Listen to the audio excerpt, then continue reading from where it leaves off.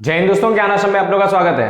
आज हम बात करने जा रहे हैं बीएसटी के सिलेबस पे, जो आप लोग के यूपी एमएसपी के साइट पर आ चुका है और देखना है कि इस बार बीएसटी में 100% पढ़ना है या कुछ अभी भी हम लोग का कट गया है। देखिए, जैसे अकाउंटेंसी में एनपीओ का हम लोग का जो चैप्टर है वो गायब हो चुका, उसी तरह बीएसटी में भी एक चैप्टर इस बार नहीं पढ़ना है। वो कौन सा चैप्टर होने वाला है, इसके लिए आपको पूरा वीडियो देखना पड़ेगा और साथ ही साथ कौन कौन से चैप्टर में कितना पढ़ना है ये सभी जानने के लिए आपको ये पूरा वीडियो देखना पड़ेगा। ठीक है, तो जो भी पहली बार चैनल पर है उन्हें पता ही है, चैनल को फटाफट सब्सक्राइब कर देंगे ताकि आपका ये सिलेबस पूरा कंप्लीट हो जाए। ज्ञान आश्रम एक ऐसा चैनल है जो कॉमर्स के बच्चों का पूरा syllabus free of cost YouTube पे लाइव क्लासेस के जरिए पढ़ाया जाता है। तो इसीलिए आप जो है पूरा का पूरा जो है पढ़ने के लिए, फ्री में पढ़ने के लिए आप हमारे चैनल को सब्सक्राइब कर सकते हैं। साथ ही साथ पेड क्लास लेने के लिए आप जो है नीचे लिखे नंबर पे जो है मैसेज भी कर सकते हैं व्हाट्सएप पर। 299 रुपए पर मंथ में पर डे का 3 पीरियड करते हुए हम लोग का क्लास चलता है, आप उस क्लास को भी ज्वाइन कर सकते हैं। ठीक है, तो चलिए हम लोग बात करते हैं आज के सिलेबस के ऊपर। तो हम लोग का जो पहला सिलेबस का बात जब करते हैं तो हम लोग का ये बिजनेस स्टडी देखेंगे कहां पे है। ये समझिए कि कॉमर्स सब्जेक्ट है वो तीसरा सेक्शन है। ठीक है, अब इस तीसरे सेक्शन में ग में हम लोग को क्या देखना है कि सबसे पहले व्यवसाय अध्ययन हम लोग जानते हैं। व्यवसाय अध्ययन के अंदर हम कक्षा 12 का सिलेबस आज बात करते हैं भाग 1। ठीक है, यहाँ भी भाग 1 भाग 2 दो प्रकार का बना हुआ है। ठीक है, जैसे अकाउंटेंसी में हम लोगों ने देखा ना कि भाग 1 भाग 2 था, उसी तरह इसमें भी भाग 1 भाग 2 होगा। और याद रखेगा, भाग 1 50 नंबर का होगा और भाग 2 50 नंबर का होगा। इस तरीके से टोटल 100 नंबर का एग्जाम होने वाला है। ठीक है, बात समझे।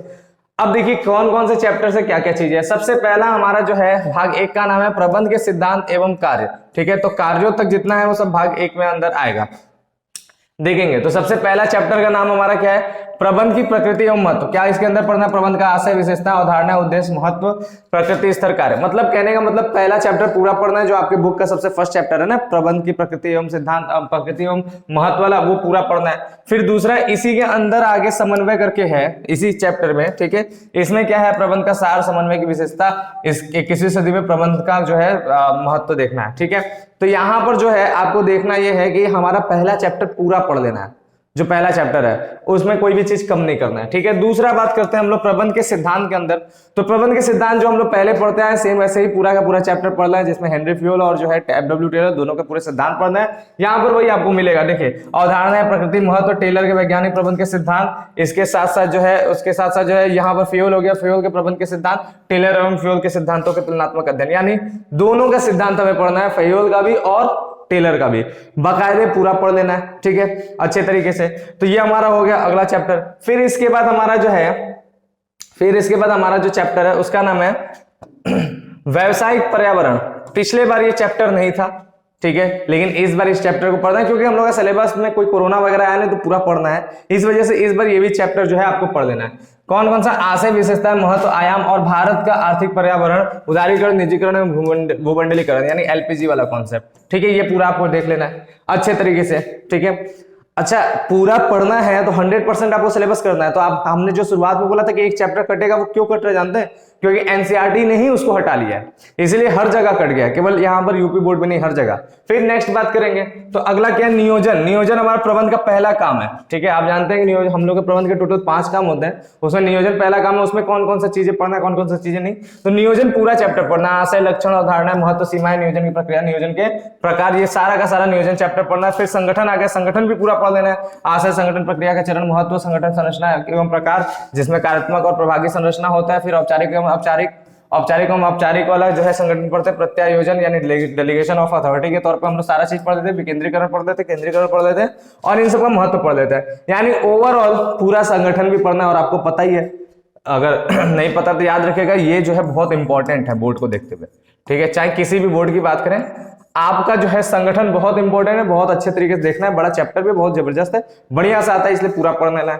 ठीक, नेक्स्ट बात हम लोग करें तो नेक्स्ट बात में हमारा क्या क्या चीजें, फिर अगला आता है हमारा नियुक्तिकरण। संगठन जैसा ही नियुक्तिकरण भी इंपॉर्टेंट है।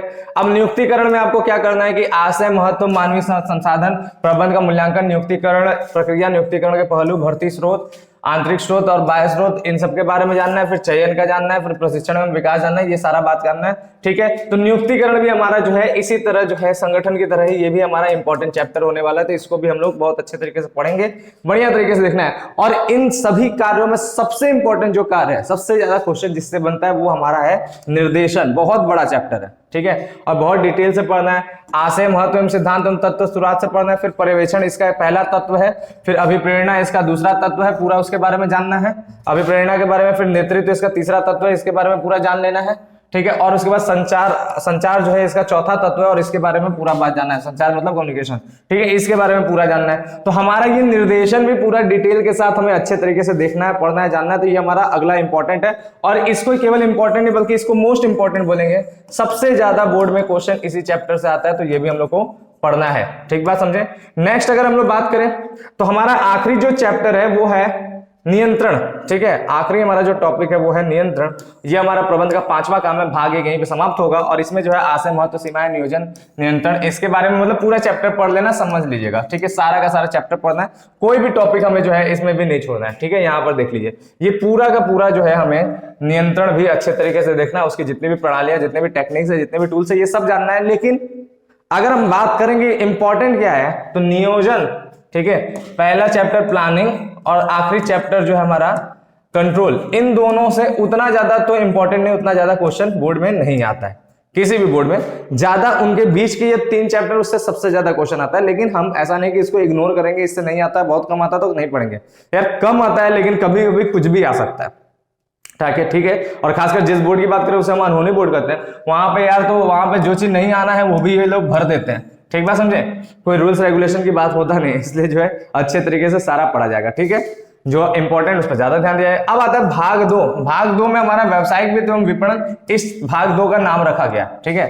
भाग 2 के हेडिंग का नाम ये रखा गया, और इसके अंदर हम लोग को क्या क्या पढ़ना है, जैसा कि नाम है वैसा ही हमें चैप्टर्स भी पढ़ने हैं। तो सबसे पहले हमारा भाग 2 में जो है व्यावसायिक वित्त को पढ़ना है, ठीक है, पूरा वित्त के बारे में सारा चीज, ठीक है, अर्थ, वित्तीय प्रबंध, भूमिका, उद्देश्य, मतलब पूरा चैप्टर, वित्तीय नियोजन, फिर उसके बाद उसका आशय, महत्व, पूंजी संरचना, और उसके बाद जो है स्थायी कार्यशील पूंजी और कार्यशील पूंजी का आवश्यकता प्राप्त करने वाला घटक, मतलब कुल मिलाकर हम लोग को व्यवसायिक वित्त पूरा पढ़ना, बहुत ही अच्छा चैप्टर, बहुत ही इंपॉर्टेंट चैप्टर, एकदम जबरदस्त तरीके से पढ़ना है।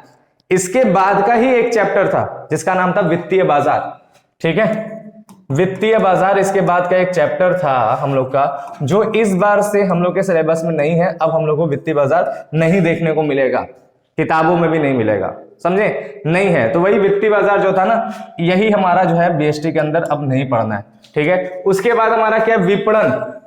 विपणन अगला चैप्टर है जिसमें आशय, विशेषताएं, विपणन का प्रबंध हो गया, विपणन में विक्रय, विपणन की मतलब पूरा विपणन के बारे में, क्योंकि बहुत बड़ा चैप्टर है, और अभी देखा जाए तो भाग 2 का अपने आप में ये सबसे बड़ा चैप्टर है और सबसे इंपॉर्टेंट चैप्टर है। देख रहे हैं कितना बड़ा है, इसमें इतने पॉइंट्स है, ये पूरा का पूरा। और अगर हम इसकी बात करें ना, ये पूरा का पूरा, तो ये अकेले चैप्टर जो है 25 से 30 मार्क्स का है, अकेला ये चैप्टर, एक चैप्टर, छोटा है भी नहीं कि आप जो है ऐसे पढ़ लिए, नहीं, छोटा भी नहीं है, बहुत बड़ा है, और अकेले 25 मार्क्स मान सकते हैं भाग 2 में, बहुत इंपॉर्टेंट। लेकिन फिर से बोलेंगे कि यूपी बोर्ड जो है पूरा जैसा नंबर बढ़ता है उस प्रकार से काम नहीं करता, अपने हिसाब से भी दे देते हैं, जहां मन वहां से सारे के सारे पेपर बना देते, ज्यादा क्वेश्चन दे देते हैं। लेकिन अगर देखा जाए ओवरऑल तो ये पूरा भाग 2 का 25% है भी, और इससे आना भी चाहिए कम से कम 25, ठीक है।